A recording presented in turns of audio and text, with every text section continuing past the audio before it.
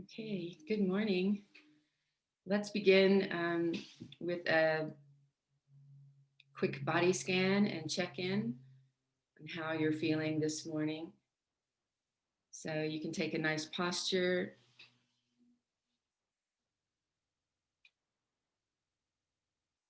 feel the length of your spine,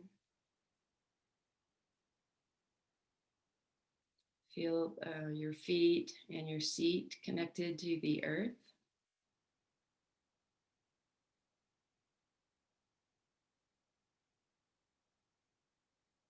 And starting with the tips of the toes, let's just scan the body all the way up.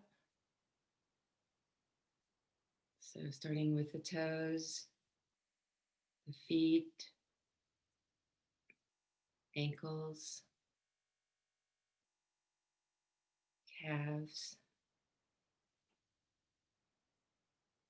knees. As you're scanning, and if you notice any areas of tension or discomfort, just note that and maybe breathe into it. Continuing up with the upper part of the leg, the thighs, the lower torso, the mid torso,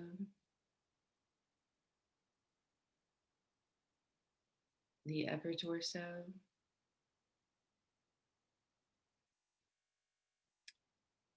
Filling the body with the warmth of your attention as you scan through. Now, starting at the fingertips, slowly scan up through the fingers, the hands,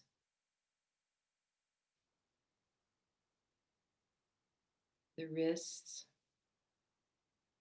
forearm, elbow area, upper arm and shoulders,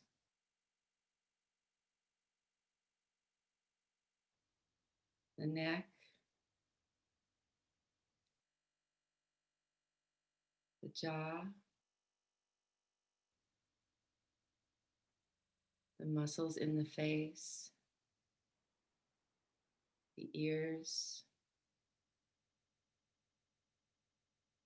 all around the eyes, the brow, the forehead, the scalp.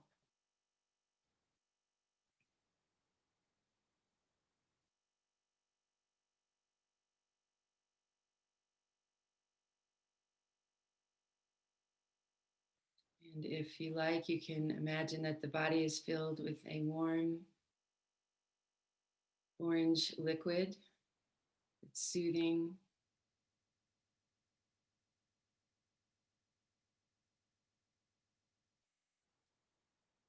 letting go of any areas of tension with the out breath.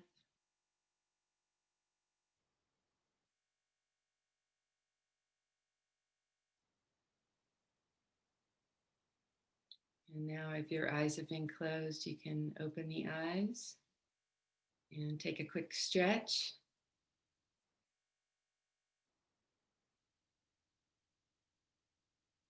And in fact, let's do just a little bit of quick chair yoga. So while you're still in your chair, we'll begin with dropping the head, letting the chin come down to the chest. Feel that nice stretch in the back of your neck. And coming back up to neutral. Then look over the right shoulder. Slowly coming to the edge of your range of motion, and then come back and look across the left shoulder.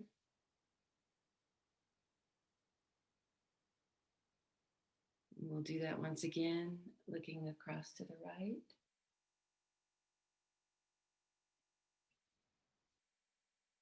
through the center and over the left shoulder.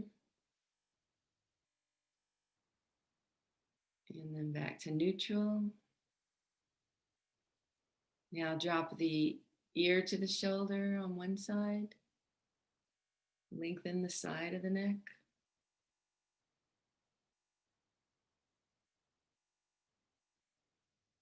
Back up to neutral, the other side.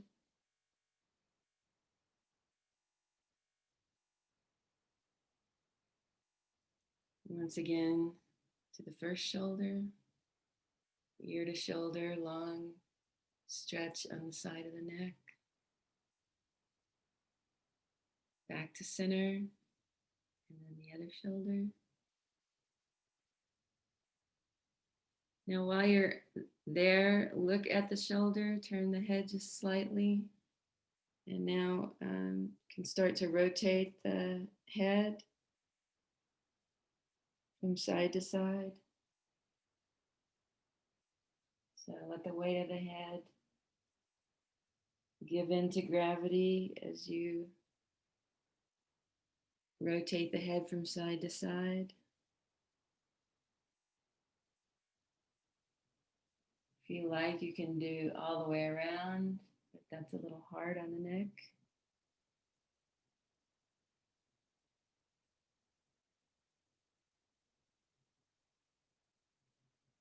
And then coming back to neutral.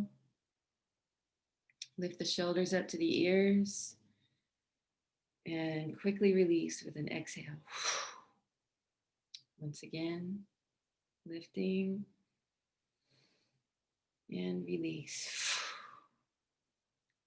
Clasp the hands behind your back if you can. You might need to adjust in your chair.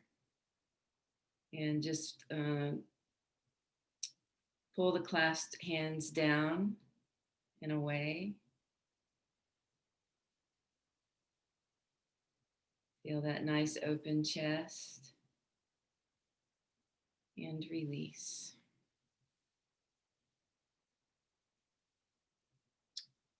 And the last thing we'll do is just some shoulder circles. Coming forward.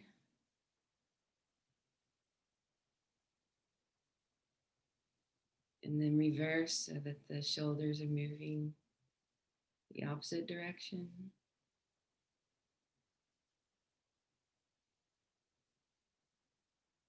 And now let the shoulders just hang in the shoulder girdle, feeling the length of the spine. All the muscles are relaxed and hanging off the frame. Good. So today I wanted to talk a little bit about staying in the present moment. This is where life takes place, but it's very easy to get caught up in the conceptual mind and thinking, in ideas about what we should or shouldn't be doing, in sometimes memories or things that we've been taught or told come up, and then instead of being in the present moment, we're in our heads. And it's very common. We do it a lot. And part of mindfulness practice is to notice when that's happening, to notice when we are present, and also to notice when we're not. And you might start to notice patterns around that. Like, do you tend to check out or zone out when certain things are happening? When uncomfortable emotions are present in yourself or others, for example. And so one good way to be in the present moment is to pay attention to the sense perceptions, which is why some of our mindfulness exercises have included paying attention to colors or sensations. And so that's one quick and easy way to bring yourself into the present moment, is just to pay attention to what's in the field of vision, for example. The eyes are a really dominant sense perception. So um, you can notice the colors in your environment, the shapes. If you're in conversation with someone, you can really take in what they're saying and their presence. So that's another good way to bring yourself back to the present moment. And this is part of training the mind, training to acquire new habits of mind. We all have habits of mind. And Costa and Collick are a couple of researchers that have written about habits of mind. You might be familiar with their work. I find their research to be very useful in that what they've done is they've collected lots of different kinds of studies um, and noticed the traits of people who tend to be um, really good problem solvers, who tend to be successful in what they do and enjoy their success. And so they've identified 16 habits of mind that are the traits of people. It's a kind of intelligence. And so I'm just going to share this on my screen really quick. I'll share a list of the habits of mind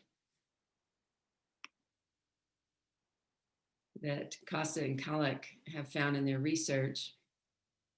I'm just going to talk through the list. I don't know if it's easy to see or not, but I can make it a little bit bigger here. No, I can't.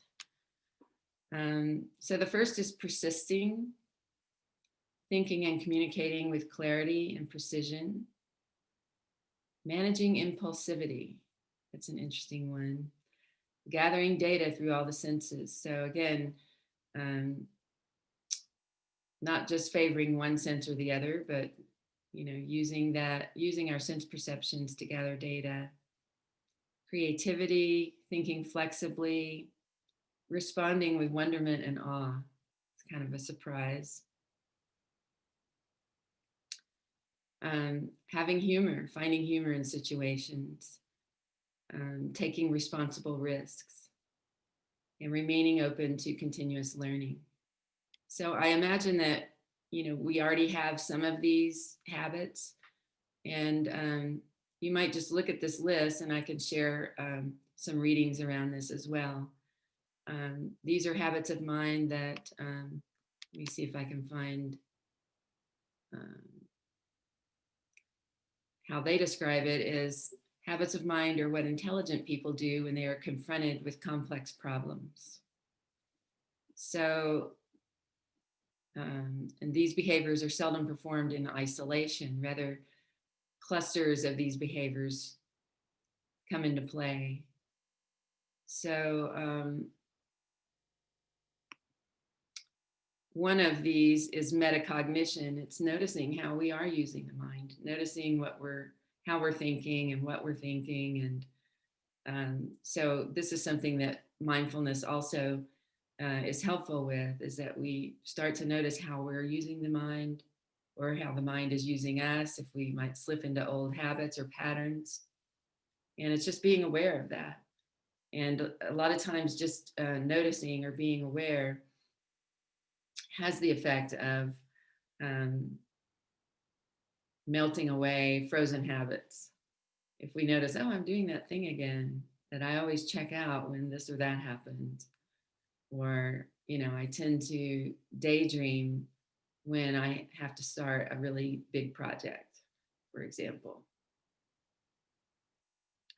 So I mentioned that, these habits of mind are, they're the list. It's not an exhaustive list. There are other ways of showing intelligence, but they're especially helpful when we're confronted with problems that have no immediate answer or challenges that have no immediate solution. So, for example, a pandemic. We're dealing with things that we haven't dealt with before.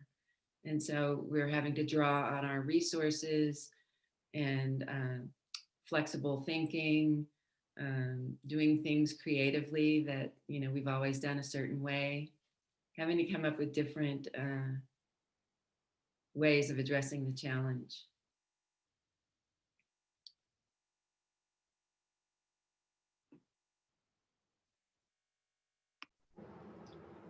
So I will share with you the list of the habits. There's posters and everything that you can do, but one thing that you might try for this coming week is to, well, first of all, focus on being present in the moment.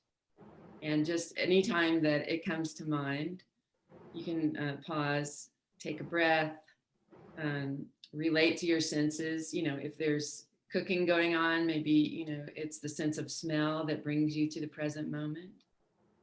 If you hear music or you hear children playing outside or something like that, let your senses wake you up and bring you into the present moment. And another thing you might try this week is to look at these various habits of mind, and you can notice, what you're pretty good at, and notice some things that you'd like to cultivate more. And it's part of neuroscience research is about the brain's plasticity. So we tend to think that, oh, I'm good at this, but not good at that. But the brain is really flexible and adaptable. And if you start to notice, or if you try and cultivate a new habit or a new way of looking and thinking about things, you can create new neural pathways and acquire these capacities or these habits of mind. So you might look at one. I wouldn't suggest doing more than one for a week that you might want to adopt. So try and do that this week. I'm going to do that as well. I was going to say which one I was going to do, and suddenly I can't think of any. So yeah, I hope you have a really good week, and I look forward to seeing you next week. And we'll delve in more to habits of mind. Sounds good. Thank you.